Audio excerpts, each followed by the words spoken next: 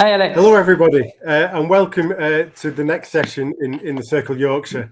I'm Alex Turner from thebusinessdesk.com, and I'm delighted to welcome Jarvis Smith, who's a thought leader in the sustainability area. He'll be sharing his perspectives for the next 15 minutes on how to steer your life and business through the climate crisis. Welcome, Jarvis. Thanks for joining us today. Perhaps you could start off just by sharing a little bit about the work that you do currently on sustainability. Of course, of course. Firstly, thank you very much for having me. It's greatly appreciated. It's nice to be here representing the sustainability movement. I co-founded a ethical lifestyle media company 14 years ago now, and my main focus was to try and inspire and awaken and educate people about the damage that we were doing through the way that we lived, and obviously business is a huge, important part of that. 14 years on, we're now seen as the leading independent ethical lifestyle media company. We also run a sustainability awards, which has been championing heroes in business, in various other sectors and communities. That's now in its 11th year. So we're kind of the UK's leading sustainability awards, and we've just very recently launched an ethical shop online. To really give people that like to shop, that have to buy stuff, that want to buy as ethically as possible, a safe environment and trusted environment where they know they can buy the best product that they can buy. It's from a trusted resource or supplier, and that we've met all the founders. So there's no greenwash as far as we can get to the bottom of. So that's what we do today. And it's a real broad range from the individual consumer right through to the big corporate. Now, the session's got a very big title about steering your life and business through the climate crisis, and the whole sustainability agenda can feel like a dauntingly large area. So, where do people start? Yeah, it's a great question. I mean, all I can really talk about is how it was for us, because back in the day, there wasn't really a sustainable business movement even going on. There were the obvious brands, the Patagonias, the Interfaces. We know these brands now; they're institutions. So for us, what we did is we always took into consideration the parts of a business model that didn't really serve our purpose or values. And these were things like competition. trying to rinse as much profit out of a business solution as possible.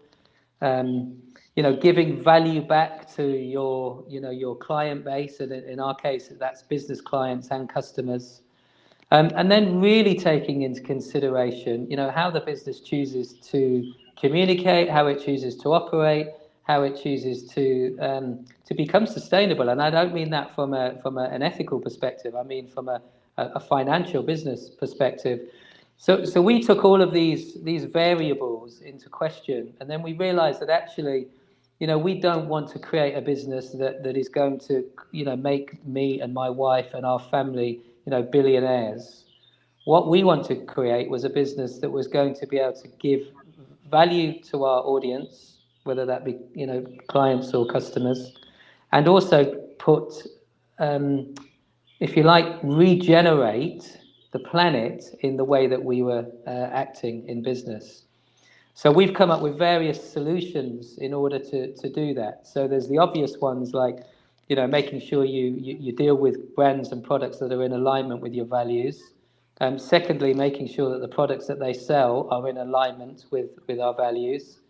And now we've come up with this rather clever thing that a lot of people are doing now, which is embedding restoration into every transaction that we have. So what does that mean? That means that when people shop on our platform, it means that we plant a tree in the tropics for every single time somebody spends money with us. So we're creating this relationship for our audiences to understand that, when you take from nature, because everything comes from nature, whether it's a service or a product, and make sure that there is a value or a reciprocal relationship where you're giving back to nature at the same time. So that's a huge one for us. When you talk about in your values with brands and with products, how do you make that happen? How do you ensure that those values are very clearly aligned? Yeah, well, firstly, I've got a very, very clever business partner. So my wife, Katie Hill, who is the editor, and actually, if you like, the kind of, the knowledgeable one in our partnership. She used to be deputy editor at Which magazine, so she's an investor to give journalists. She really understands how to research into the darkest corners and depths of a company, of a product, of its ingredients, of its packaging, of its of its source, the whole thing. So we're very lucky that we vet all of our partnerships and relationships on experience.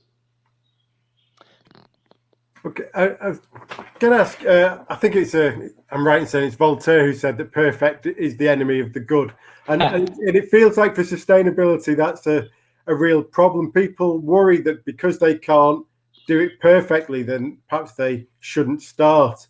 Yeah. But actually doing something is much better than doing nothing. So how do people kind of feel that freedom just to make that first step in those first few steps of progress? Yeah, I mean, I love that. I mean, I think if we're talking specifically about business in this moment with that question, you're right. There is no such thing as perfect.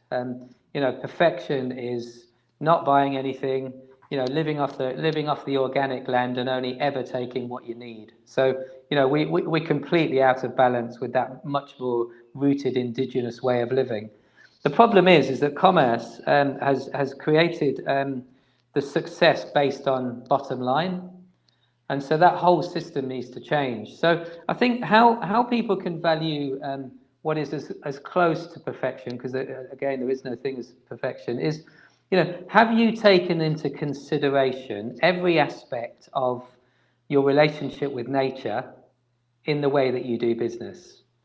So if you're providing a service, if you're selling a product, whatever that might be, where's the gap in the relationship of in the relationship that you have in your business with nature?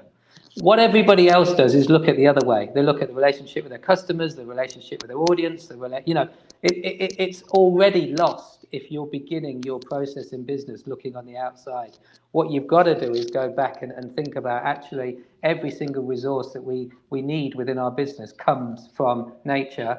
Nature is now showing us that it can't fulfill our requirements, and in fact we run out of the resources by about August each year, so we're already into deficit by the second part of the year from the resources that we're using. So what people have got to do is they've got to think about their business from a completely different perspective.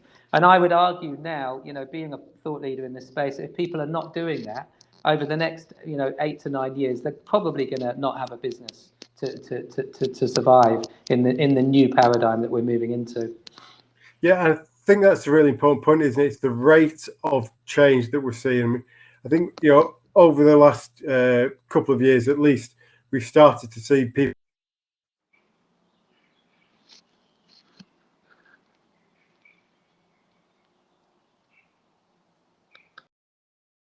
at the start of the conversation.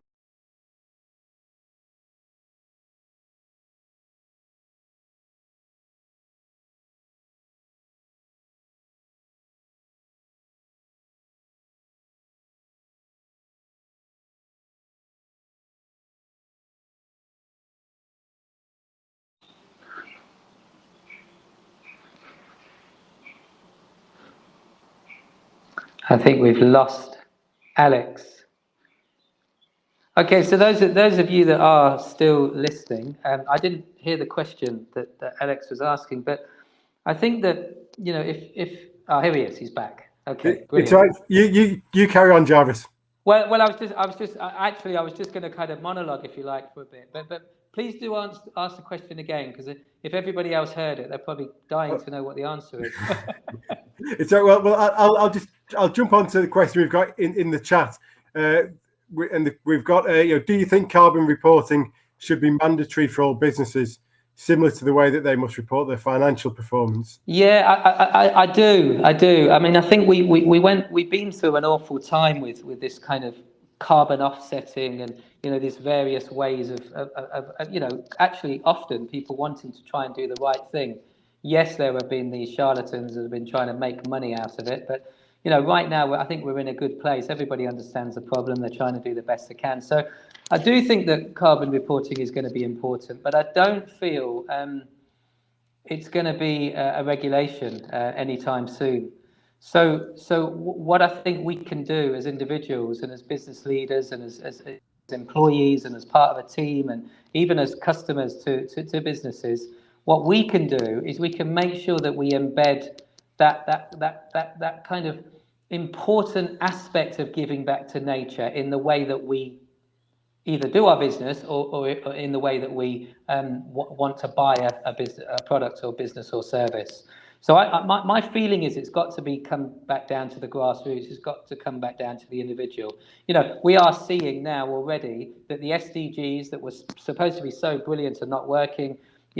Even through the pandemic and through COVID, carbon emissions still went up.